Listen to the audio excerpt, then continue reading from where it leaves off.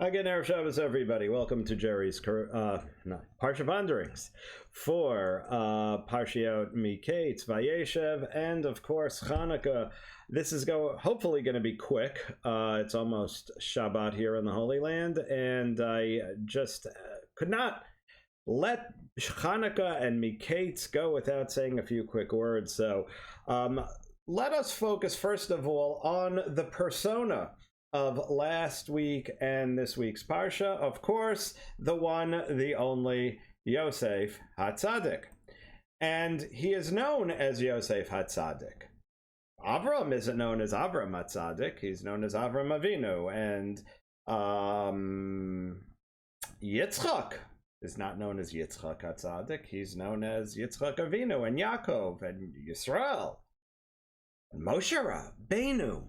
But only Yosef is known as Yosef HaTzadik. We have to ask ourselves, why?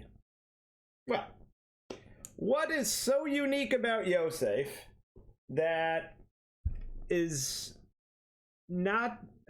we can't say bad things about Avram, Yitzchak, Yaakov, Moshe, David HaMelech.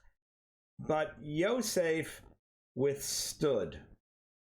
Yosef was challenged and won. Not that Avram wasn't. He had the 10 nisyonos, but Yosef was challenged with every possible type of temptation. He withstood temptation. That's who Yosef HaTzadik was. And not just stam any temptation. First, he was thrown into the pit by his brothers. I mean, imagine you're number 11 of 12 kids and your older brothers hate you. Whether they really hated him or...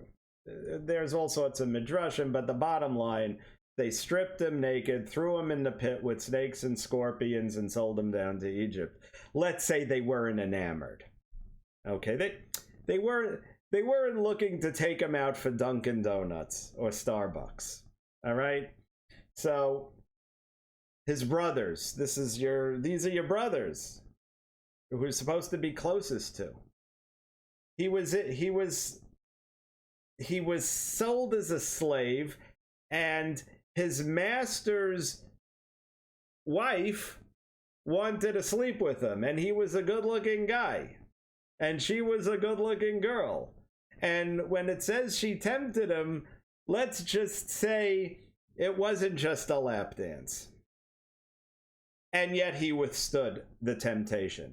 And because he withstood the temptation, they threw him into prison for 2 years. And in the prison, he remained a frum yid. He remained an observant Jew. And he was with the worst type of scum you could possibly imagine.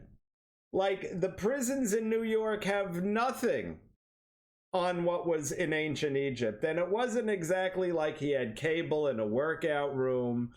You know, it wasn't really good conditions. And then they make him like the head of the prisons. Now, what do they usually do to them? They beat them to death, right? And he still remains strong. And then he interprets Paro's dream and becomes the viceroy of all of Egypt. Now, which is the bigger temptation?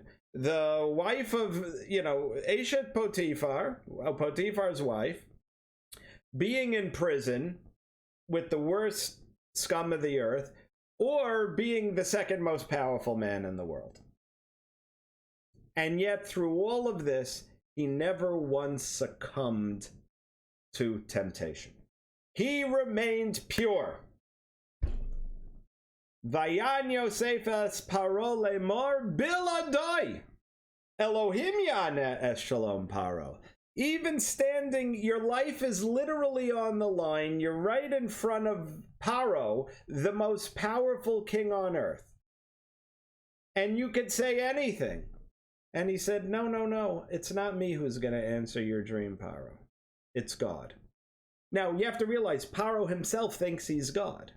He could have said, God, off with his head. I'm the only deity. No. He still said, And then when he interprets the dream, he says, God is telling you, Paro, what's going to happen, and you have to do this immediately. God's telling you. What did Paro say? You're going to tell me what to do, you little Jew boy? No, no, no. He makes him the second most powerful man on earth. It could have gone either way. This was 50-50. It probably was worse than 50-50. But yet, even when he was in prison, he said, Ki gunov gunafti ma'eretz ha'ivrim. I was stolen from the land of the Jews. I'm a Jew. More than anything else, before anything else, ich bin ayid. I'm a Jew. I believe in God. Es Elohim ani yareh. He tells his brothers. They don't know who he is yet. Right? And he tells them, ich bin ayid. Ich bin ayid. And he didn't even tell them that. He said, I fear God, which is essentially saying the same thing. The brothers didn't put two and two together till later. Why? Now, it is inevitable that Vayeshev or Miketz, or Vayeshev and Miketz, are read on Chanukah. Mahakesher. So the codes will say the codes of the menorah are in Miketz if you do the code thing, which is cool. But I don't think that's why. What does Yosef have to do with Chanukah?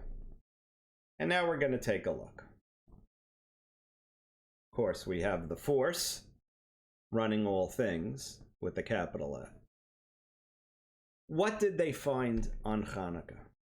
Besides the incredible military victory, which is not to be downplayed at all, really the mitzvah of Chanukah is really more about the military victory than the oil part.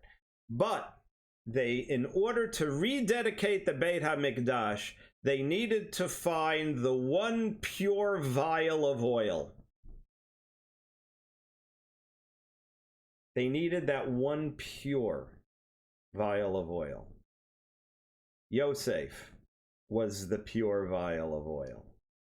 Despite all the temptations, every type of schmutz they could throw at him, he remained dedicated to HaKadosh Baruch Hu.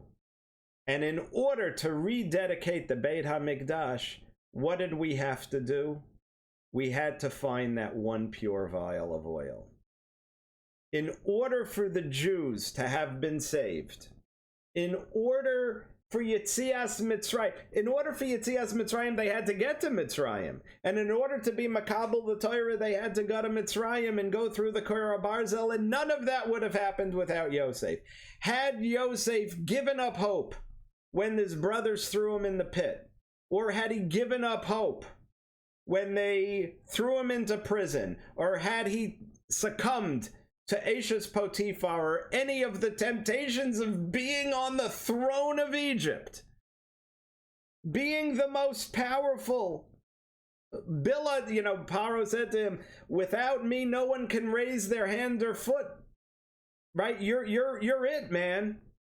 I'm the only thing I'm the only thing above you. And he still said, no, there's something even above you. But he was able to withstand this temptation. What is, I heard this from my good friend Eliza Lipkin. I have to give credit. B'simcha.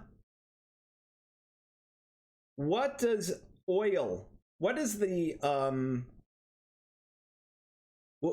nature of oil? What does oil not do? It doesn't assimilate, right? Oil and water.